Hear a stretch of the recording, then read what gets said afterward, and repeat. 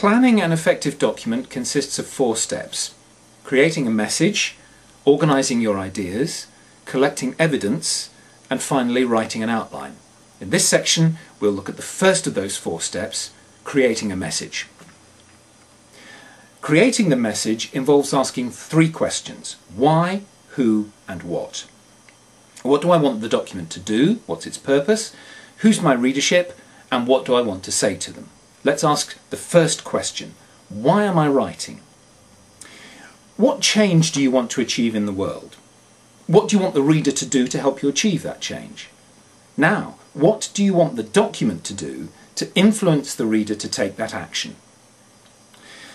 So what would you want your document to do? Writing can only do certain things. For example, it can't think, it can't work out or reason. Most writing at work does one of 2 things. It explains or it advocates. And another word for advocate is persuade. So you need to decide whether you want your document to explain or to persuade. And once you've decided that, you've answered the question why.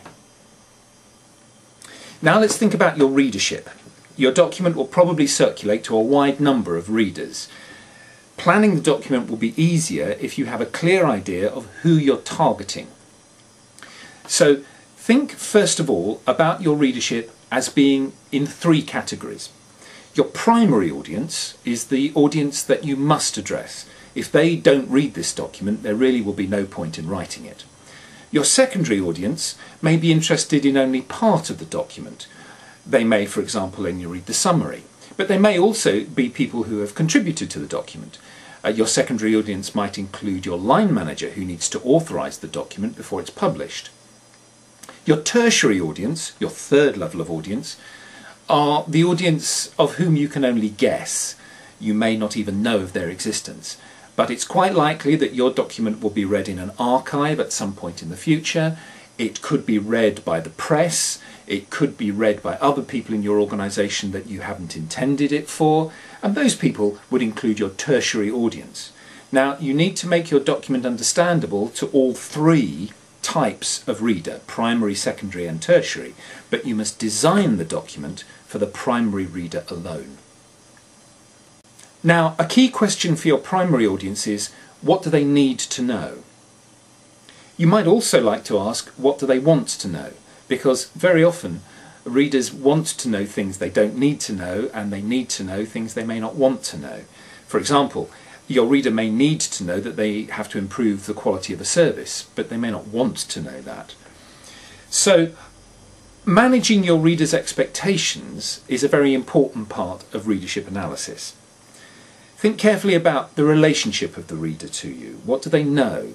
What is their experience and their expertise? What is their expectation of this document? In what ways do they like information to be delivered to them? For thousands of years, people have been fascinated with the way that we can influence each other, and we can still learn a lot from the ancient art of rhetoric, which is the art of organising ideas and language persuasively. Over 2,000 years ago, Aristotle said that we persuade people in 2 ways, by using evidence and by using our own skill. Now, we'll look at evidence later, but let's look at the 3 types of skill that Aristotle mentioned. The first is logos, appealing to our audience's reason. So whenever we construct a logical argument, whenever we construct a clear explanation, we are appealing through logos. It's what Aristotle called the logical appeal. The second appeal is ethos. The ethical appeal is to our reputation with the audience. So anything that tells the audience about our experience, our expertise, our good judgment, anything that tells the audience that we share values and priorities with them, contributes to the ethical appeal.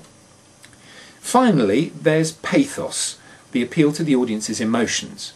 And this, I suppose, is the appeal that causes the most difficulty with writers and speakers today. After all, we all know that there are plenty of unscrupulous speakers and writers who do nothing but whip up the audience's emotions in order to provoke actions that we might consider reprehensible or immoral. But that doesn't mean that the pathetic appeal is in any way wrong. It simply means that we need to use it properly. After all, we all act on our emotions. That's why they're called emotions, because they provoke motion. So you need to provoke the emotion that is appropriate to the action that you're trying to provoke. So there are three appeals: logos, ethos, and pathos, and we use all three in order to help influence our reader. And we can put them together to create what we call key persuasive factors, the elements that will most likely influence your reader to act in the way you want. Now, those key persuasive factors will arise from your reader's background, from their priorities or values, from the strategy that they're pursuing, from their relationship to the wider environment. So it's useful to think about what are the key persuasive factors that will help to turn the audience's thinking in the direction you want it to go.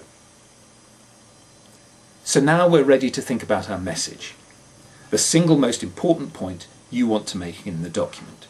If you want your document to persuade, then your message will need to be a persuasive sentence. If you want it to explain, it will need to be an explanatory sentence.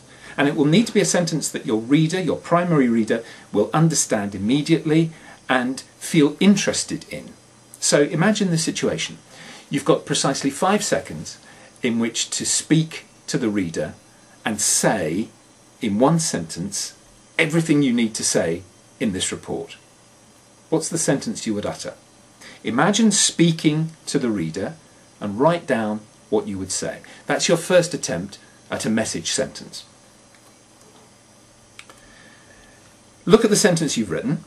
Does it express your purpose? If you want to persuade, is this a sentence which is seeking to persuade? If you want to explain, is this a sentence which explains something? Is it a sentence that your reader would find immediately understandable? Would it make immediate sense to them? Now, one way to check all that is to tell a story about how the message came into existence. And that story is in 4 parts: situation, problem, question, and response. I like to think of it as SPQR, which is the motto of the Roman Empire. But if that means nothing to you, no matter. Situation, problem, question, response. So what we're doing here is telling a little story, and the story leads to our message. The story then starts in the past with the situation. The situation statement is like once upon a time at the beginning of a story. It's a statement that your reader would immediately understand to be uncontroversially true. It's something they probably already know. And it's something that we might almost take for granted, almost feel that we don't need to say it. Now, within that situation, a problem of some kind has arisen. Maybe it's a problem that has presented itself to the reader and they don't know what to do about it. We could call that a presented problem.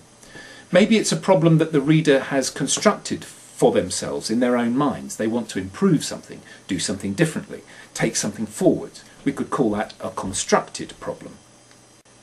The problem then provokes a question in the reader's mind.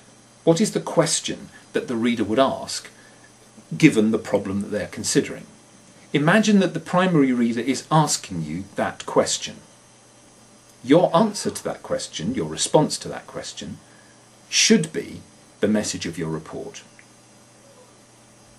Okay, so that brings us pretty well to the end of this section. We've asked, why are we writing? What's the purpose of the document? To explain or persuade. We've asked, who are we writing to?